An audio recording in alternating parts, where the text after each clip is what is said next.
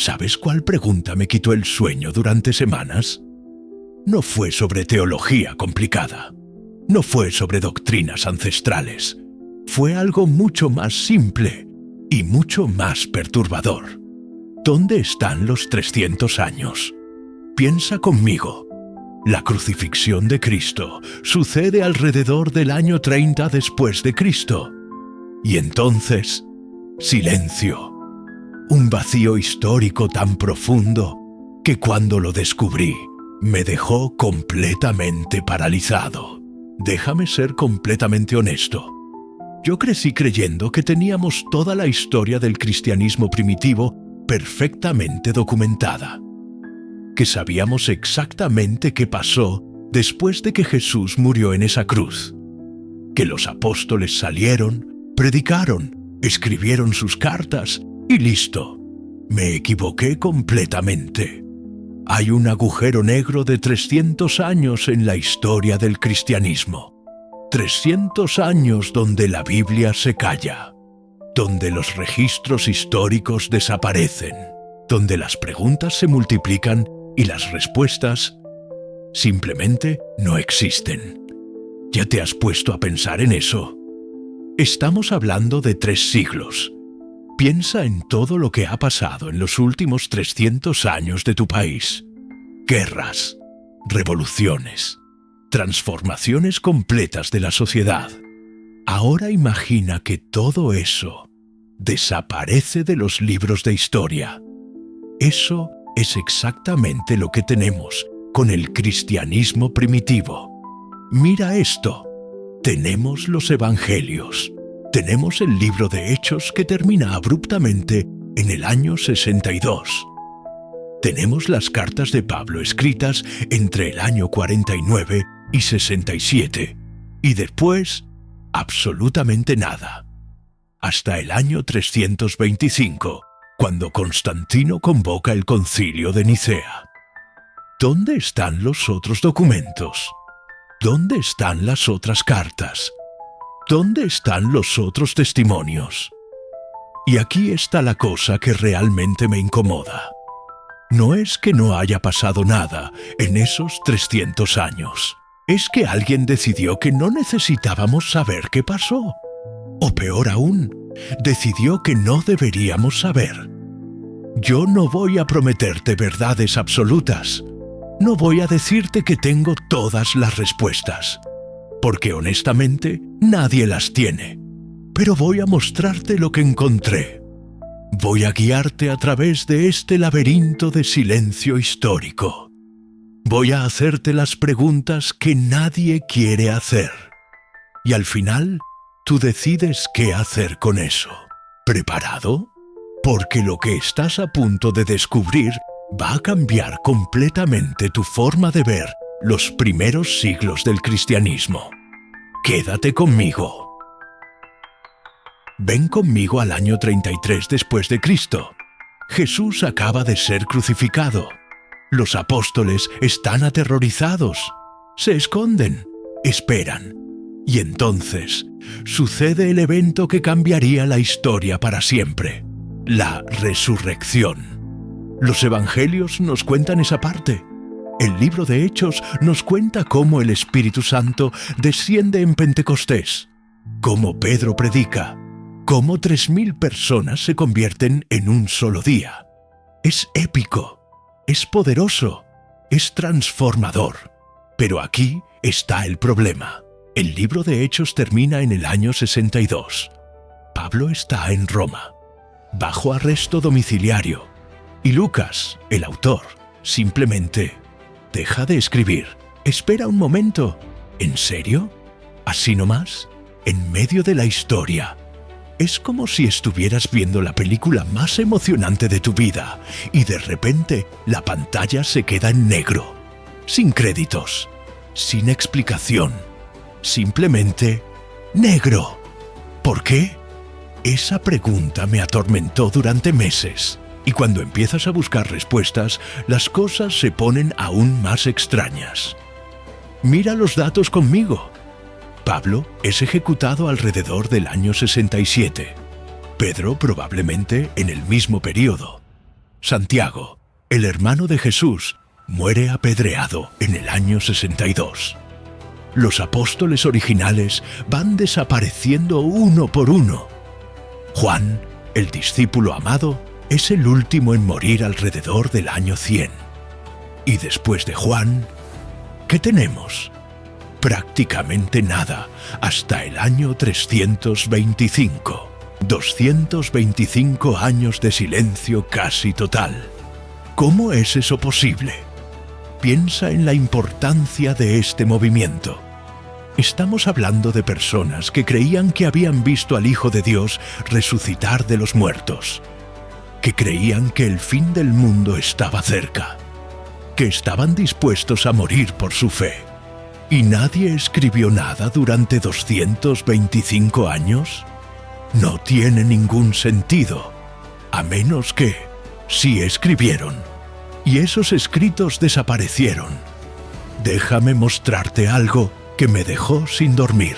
En el año 325, cuando Constantino convoca el concilio de Nicea, los obispos llevan cientos de documentos, evangelios, cartas, testimonios, historias de los apóstoles, cientos de documentos.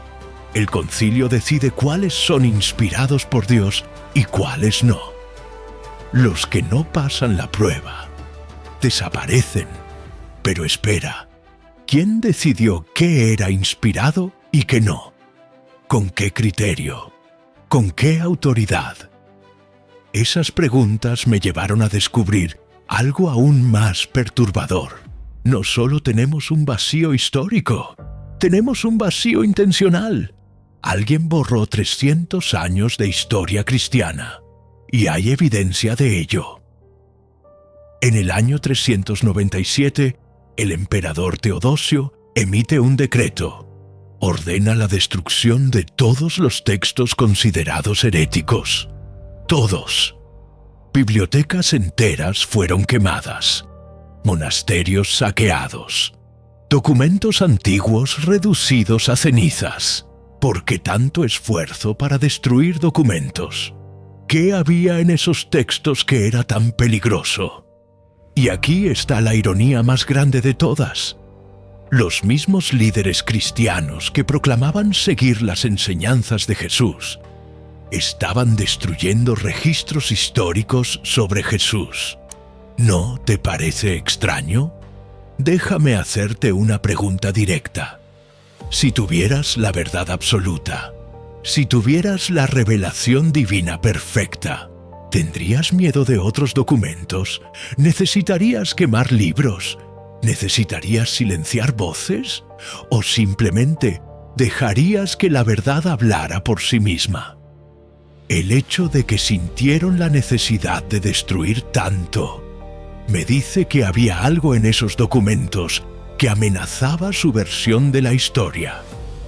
Y eso me lleva a la pregunta más importante de todas. ¿Qué historia están tratando de ocultar? Ahora ven conmigo a Jerusalén. Año 33. Jesús acaba de ascender al cielo.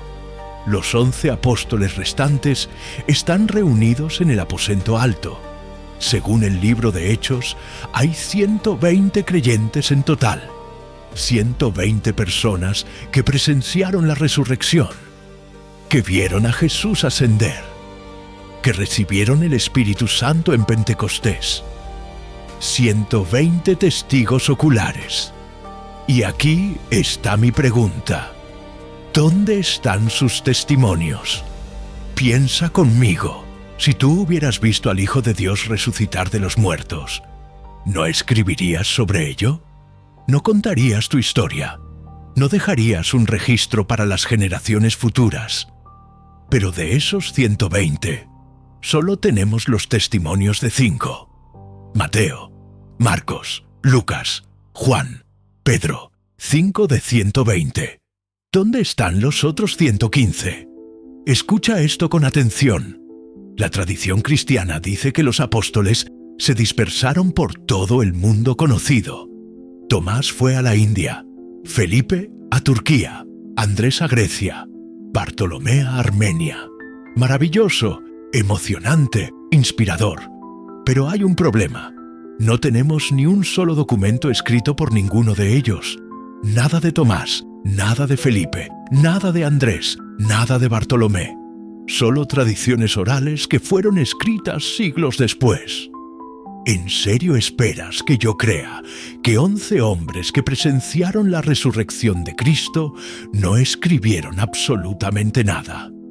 Ni una carta, ni un evangelio, ni un testimonio personal, nada. A menos que sí escribieron, y alguien se aseguró de que esos escritos desaparecieran. Déjame mostrarte algo fascinante. En 1945, unos campesinos egipcios encuentran una jarra de cerámica cerca del pueblo de Nag Hammadi. Dentro de la jarra hay 13 códices de papiro, 52 textos en total. Entre ellos está el Evangelio de Tomás, el Evangelio de Felipe, el Evangelio de María Magdalena. Textos que habían sido considerados perdidos durante 1600 años. ¿Perdidos o escondidos? Y aquí está lo que me sacudió hasta la médula. Estos evangelios cuentan una historia muy diferente del cristianismo primitivo. En el Evangelio de Tomás, Jesús dice: «El reino de Dios está dentro de ti y a tu alrededor, no en templos de madera y piedra». En el Evangelio de Felipe se habla de María Magdalena como la compañera de Jesús, no solo una seguidora, una líder. En el Evangelio de María, ella enseña a los apóstoles después de la resurrección, historias radicalmente diferentes, y fueron suprimidas. Pero espera que hay más. No solo tenemos evangelios alternativos, tenemos cartas completas perdidas. Pablo menciona en 1 de Corintios una carta anterior que les había escrito, una carta que nunca encontramos. En Colosenses menciona una carta a los laodicenses, desaparecida. ¿Cuántas otras cartas escribió Pablo que nunca llegaron al canon bíblico? ¿Cuántas cartas escribieron los otros apóstoles que fueron destruidas? Y aquí está la pregunta que realmente importa. ¿Por qué fueron destruidas? Déjame ser honesto contigo. Hay dos posibilidades. Posibilidad 1. Esos documentos contenían herejías peligrosas que distorsionaban el verdadero mensaje de Cristo. Los líderes de la Iglesia, guiados por el Espíritu Santo, los eliminaron para proteger la fe pura. Posibilidad 2. Esos documentos contenían versiones alternativas del cristianismo que amenazaban el poder de la Iglesia institucional. Los líderes, motivados por política y control, los destruyeron para mantener su autoridad. ¿Cuál crees tú que es la verdad? Yo, honestamente, no lo sé. Pero lo que sí sé es esto. Cuando alguien quema libros, cuando alguien destruye documentos históricos, cuando alguien silencia voces, no está defendiendo la verdad, está protegiendo el poder. Imagina conmigo por un momento, año 150 después de Cristo. El Imperio Romano está en su apogeo. Millones de personas viven bajo su dominio. Y en las catacumbas bajo Roma, en casas secretas en Antioquía, en cuevas escondidas en Egipto, pequeños grupos de cristianos se reúnen en secreto. No tienen templos, no tienen sacerdotes oficiales, no tienen Biblias, solo tienen sus memorias de las enseñanzas que les fueron transmitidas oralmente. Y aquí está lo fascinante. No todos estos grupos creían lo mismo. Mira esto. En Roma, los cristianos creían que Jesús era completamente Dios y completamente hombre. En Alejandría, algunos creían que Jesús era puramente divino y su cuerpo humano era solo una ilusión. En Antioquía, otros creían que Jesús era un hombre especial adoptado por Dios en su bautismo. En las regiones gnósticas creían que Jesús vino a liberar chispas divinas atrapadas en cuerpos materiales. 4 interpretaciones completamente diferentes, todas afirmando ser el verdadero cristianismo, todas afirmando tener la tradición apostólica correcta. ¿Cómo es eso posible? Piensa en el juego del teléfono descompuesto. Una persona susurra un mensaje a otra. Esa persona lo pasa a la siguiente, y así sucesivamente. Al final de la línea, el mensaje es completamente diferente del original. Ahora imagina ese juego durando no minutos, sino décadas. Sin internet, sin libros impresos, sin grabaciones, solo tradición oral, pasada de persona a persona, de ciudad a ciudad, de generación a generación, por 100 años, 200 años, 300 años. ¿Cuánto del mensaje original sobrevivió intacto? Déjame mostrarte algo que descubrí. En el año 180, Ireneo de León escribe un libro llamado Contra las herejías. En él, enumera 32 grupos cristianos diferentes que él considera herejes. 32. Todos afirmando ser cristianos. Todos afirmando seguir a Jesús, pero con creencias radicalmente diferentes. Los ebionitas creían que Jesús era el Mesías judío, pero no era divino.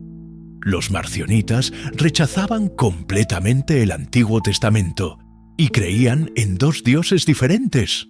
Los valentinianos tenían un sistema cosmológico complejo con 30 emanaciones divinas. Los montanistas creían en profecía continua y revelación directa del Espíritu Santo. Y así sucesivamente. 32 versiones diferentes del cristianismo. En el año 180, solo 150 años después de la crucifixión. ¿Qué pasó? Aquí está mi teoría. En los primeros años después de la muerte de Jesús, no había una versión oficial del cristianismo. No había un credo unificado. No había una estructura de poder centralizada. Había solo comunidades locales, tratando de entender qué significaba seguir a Jesús. Y esas comunidades desarrollaron interpretaciones diferentes basadas en sus contextos culturales, sus necesidades locales, sus líderes carismáticos. El cristianismo en Jerusalén, donde Santiago lideraba, enfatizaba la continuidad con el judaísmo, circuncisión, ley mosaica, templo. El cristianismo de Pablo, dirigido a gentiles, rechazaba esos requisitos. Fe sola, gracia sola. El cristianismo en Alejandría, influenciado por filosofía griega, enfatizaba conocimiento místico y simbolismo alegórico. 3 cristianismos diferentes. Y aquí está la pregunta que me quita el sueño. ¿Cuál era el verdadero? O más importante aún, ¿había un verdadero cristianismo? Espera un momento. Sé que esa pregunta puede parecer herética, pero quédate conmigo. Jesús nunca escribió nada. Nunca estableció una estructura eclesiástica. Nunca definió doctrinas teológicas precisas. Él enseñó en parábolas, en símbolos, en acciones, y dejó que sus seguidores interpretaran el significado. Diferentes culturas, diferentes contextos, diferentes interpretaciones, todas sinceras, todas bien intencionadas, pero fundamentalmente diferentes. Y entonces, en el año 325, Constantino dice: «Suficiente, necesitamos uniformidad». Convoca el Concilio de Nicea, y una versión del cristianismo es declarada ortodoxa. Las demás son declaradas herejías, y los textos que apoyaban esas herejías fueron quemados. ¿Qué pasó con esas comunidades? Con sus tradiciones, con sus interpretaciones. Desaparecieron en el olvido de la historia, o peor aún, fueron activamente destruidas. déjame hacerte una pregunta directa. ¿Qué tiene más poder? ¿La verdad o quien controla la narrativa sobre la verdad? Piensa en eso por un momento, porque en el año 312 algo cambió para siempre en la historia del cristianismo. Constantino se convierte, o al menos eso es lo que nos dicen. Mira esto con atención. Constantino está a punto de entrar en batalla contra Magencio por el control de Roma. Según la leyenda, tiene una visión. Ve una cruz en el cielo con las palabras «In hoc signo vinces». Con este signo vencerás. Pinta cruces en los escudos de sus soldados. Gana la batalla. Se convierte al cristianismo. Historia hermosa, inspiradora, transformadora. Pero hay un problema. Constantino no fue bautizado hasta su lecho de muerte 30 años después. Durante todo su reinado, mantuvo el título de Pontifex Maximus, sumo sacerdote de la religión romana pagana. Siguió acuñando monedas con imágenes de dioses paganos. Siguió participando en festivales paganos. ¿Conversión genuina o movimiento político brillante? Déjame mostrarte lo que realmente cambió. Antes de Constantino, el cristianismo era una religión perseguida, ilegal, peligrosa. Los cristianos se reunían en secreto. Eran ejecutados en arenas, quemados vivos. Después de Constantino, el cristianismo se volvió la religión del imperio. Legal, protegida, privilegiada. Y aquí está lo que nadie te cuenta. Con ese cambio de estatus vino un cambio de naturaleza. El cristianismo dejó de ser un movimiento de base, una fe contracultural, una comunidad de marginados. Se convirtió en una institución de poder. Y las instituciones de poder tienen una cosa en común: protegen su poder a cualquier costo. Escucha esto. En el año 380, el emperador Teodosio declara el cristianismo niceno como la única religión legal del imperio. Todas las demás formas de cristianismo son declaradas ilegales. Los arrianos, que creían que Jesús era creado por Dios Padre, son perseguidos. Los donatistas, que creían en una iglesia pura de santos, son suprimidos. Los priscilianistas, que practicaban ascetismo radical, son ejecutados. Cristianos matando a otros cristianos, por tener creencias ligeramente diferentes. ¿En nombre de qué? ¿En nombre de la verdad o en nombre del poder? Y aquí está lo más perturbador de todo. Junto con la supresión de grupos disidentes, vino la supresión de sus textos. En el año 397, Teodosio ordena la destrucción de todos los libros heréticos. Bibliotecas enteras fueron saqueadas. Miles de documentos antiguos fueron quemados. Textos que habían sobrevivido 300 años de persecución romana fueron destruidos por cristianos. Déjame darte un ejemplo específico. El Evangelio de los Ebionitas, un texto judeo-cristiano del siglo II, que retrataba a Jesús como el Mesías judío, pero no como Dios, mencionado por varios padres de la Iglesia. Claramente existió, pero hoy ni un fragmento sobrevive, completamente borrado de la existencia. ¿Por qué? Porque contradecía la ortodoxia nicena, y la ortodoxia nicena era ahora ley imperial. Y aquí está la pregunta que me atormentó durante meses. ¿Qué más fue borrado? ¿Qué otras voces fueron silenciadas? ¿Qué otras versiones del cristianismo fueron destruidas? No lo sabemos. No podemos saberlo, porque la evidencia fue sistemáticamente eliminada. Pero espera, hay algo más. No solo fueron destruidos textos antiguos, también fue reescrita la historia. Eusebio de Cesarea, el historiador oficial de Constantino, escribe la primera historia eclesiástica completa, y en ella presenta una narrativa clara y simple. Los apóstoles recibieron la verdad de Jesús, la pasaron a sus sucesores. Esos sucesores la pasaron a la siguiente generación. Y así, sucesivamente, en una línea directa e ininterrumpida hasta la Iglesia de su tiempo. Sucesión apostólica perfecta, ortodoxia consistente, continuidad ininterrumpida. Pero como hemos visto, esa no es la historia real. La historia real es mucho más complicada, mucho más caótica, mucho más humana. Hubo debates feroces, divisiones profundas, interpretaciones contradictorias, pero esa historia fue borrada, reemplazada por una narrativa limpia y ordenada, una narrativa que justificaba el poder de la Iglesia institucional. ¿Y sabes qué es lo más irónico de todo esto? Jesús mismo advirtió contra exactamente esto. En Mateo 23, Jesús condena a los fariseos por atar cargas pesadas sobre las personas, por cerrar el reino de los cielos, por devorar las casas de las viudas, por usar la religión como herramienta de poder y control. Y 300 años después, los líderes cristianos estaban haciendo exactamente lo mismo. Entonces, hemos viajado juntos a través de 300 años de silencio.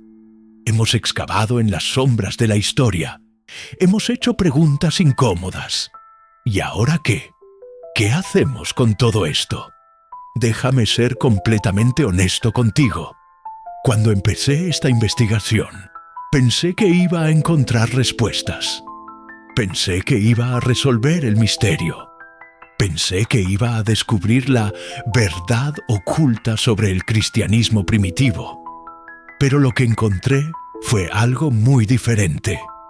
Encontré más preguntas, encontré más complejidad, encontré más humanidad. Y honestamente, eso es algo bueno. Mira esto. Durante 2000 años nos han enseñado que el cristianismo es una fe simple y clara, con doctrinas precisas, con respuestas definitivas, con certeza absoluta. Pero la historia real del cristianismo primitivo nos muestra algo diferente. Nos muestra personas reales luchando con preguntas profundas. ¿Quién era realmente Jesús? ¿Qué significaba su resurrección? ¿Cómo debían vivir sus seguidores? ¿Qué papel tenía la ley judía? ¿Quién podía ser parte de la comunidad? Preguntas honestas, debates apasionados, interpretaciones diferentes. Y eso no es algo de lo que tengamos que avergonzarnos. Es algo que deberíamos celebrar, porque significa que el cristianismo primitivo era vivo, dinámico, en crecimiento. No era una doctrina fosilizada transmitida de generación en generación sin cambios. Era un movimiento de personas tratando de entender a Dios. Y diferentes personas llegaron a diferentes conclusiones. Y aquí está lo que me sacudió hasta el núcleo. Tal vez, solo tal vez. Ese es exactamente el punto. Tal vez Jesús no quería crear una religión rígida con doctrinas inmutables.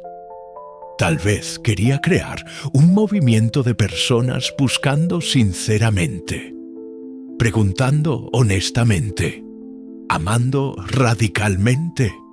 Y eso es exactamente lo que vemos en esos primeros siglos, antes de que el poder político se involucrara.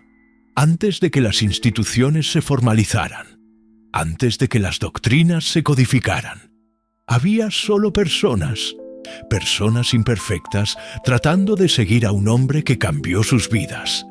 Y sí, cometieron errores. Sí, tuvieron desacuerdos. Sí, desarrollaron interpretaciones contradictorias. Pero también amaron con una radicalidad que transformó el mundo. Cuidaron de los pobres cuando nadie más lo hacía. Adoptaron bebés abandonados. Visitaron a los enfermos durante plagas cuando todos los demás huían. Perdonaron a sus enemigos. Murieron por sus convicciones. Esa es la historia que importa. no qué versión de la cristología era correcta, no qué evangelio era auténtico, no qué grupo tenía la sucesión apostólica legítima, sino cómo vivieron, cómo amaron, cómo sacrificaron. Y eso es lo que los 300 años perdidos nos enseñan. Pero hay algo más, algo que me costó mucho aceptar.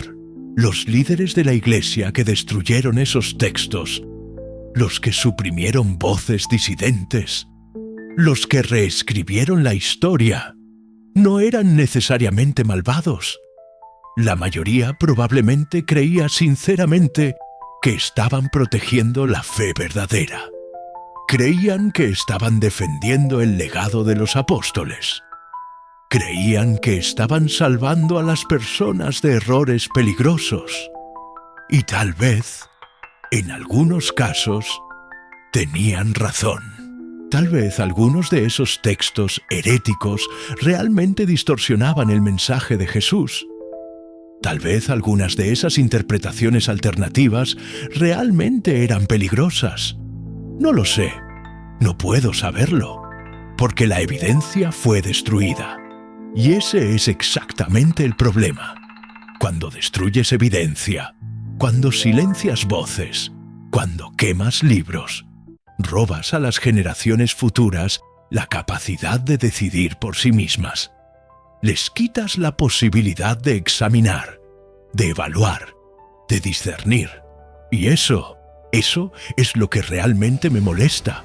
No que haya habido debates teológicos, no que haya habido interpretaciones diferentes, sino que alguien decidió que yo no debería tener acceso a esas interpretaciones, que yo no debería poder leer esos textos, que yo no debería poder decidir por mí mismo.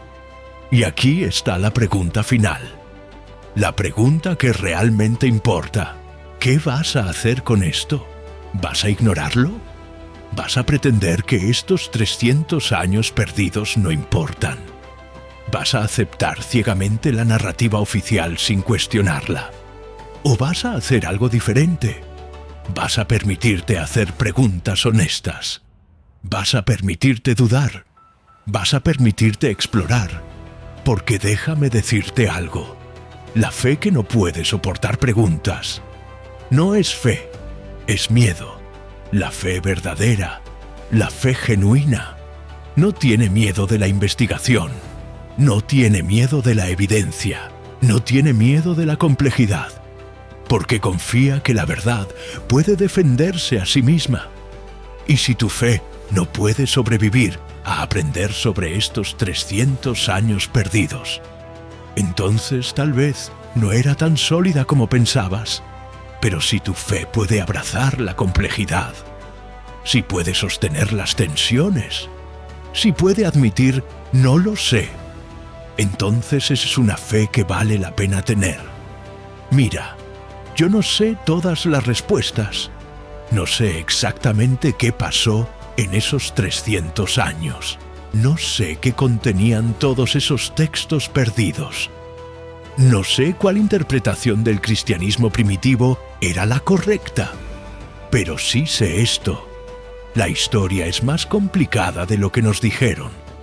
El cristianismo primitivo era más diverso de lo que imaginábamos, y las personas que destruyeron esa diversidad tal vez tenían buenas intenciones, pero nos robaron algo precioso. Nos robaron nuestra historia completa. Y ahora depende de nosotros. Depende de nosotros hacer las preguntas. Depende de nosotros buscar la verdad. Depende de nosotros reconstruir lo que fue destruido. No para derribar la fe, sino para fortalecerla. Porque una fe construida sobre verdad parcial es una fe frágil, pero una fe que puede enfrentar toda la verdad, toda la complejidad, toda la humanidad. Esa es una fe inquebrantable. Así que te lo pregunto de nuevo. ¿Qué vas a hacer con esto? ¿Vas a cerrar este video y olvidarte de todo? ¿O vas a empezar a buscar, a leer, a investigar, a preguntar, porque los 300 años perdidos no tienen que permanecer perdidos para siempre. Todavía hay fragmentos por descubrir. Todavía hay preguntas por hacer. Todavía hay verdades por desenterrar. Y tal vez, solo tal vez, tú eres parte de esa búsqueda. Escribe en los comentarios, buscar, si estás comprometido a buscar la verdad, sin importar a dónde te lleve, si estás dispuesto a hacer preguntas difíciles, si estás listo para abrazar la complejidad.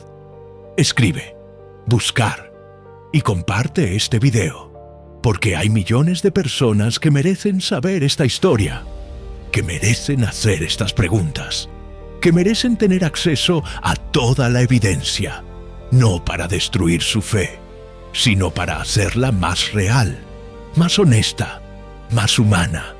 Los 300 años perdidos del cristianismo no son solo historia antigua, son una invitación a buscar más profundo, a pensar más críticamente, a creer más auténticamente. ¿Aceptas la invitación? Tu historia está esperando ser escrita, no en los 300 años que pasaron, sino en los años que vienen, en las preguntas que harás, en las verdades que descubrirás, en la fe que construirás, una fe que no teme la luz, una fe que no teme las preguntas, una fe que no teme la verdad, porque esa es la fe que vale la pena tener.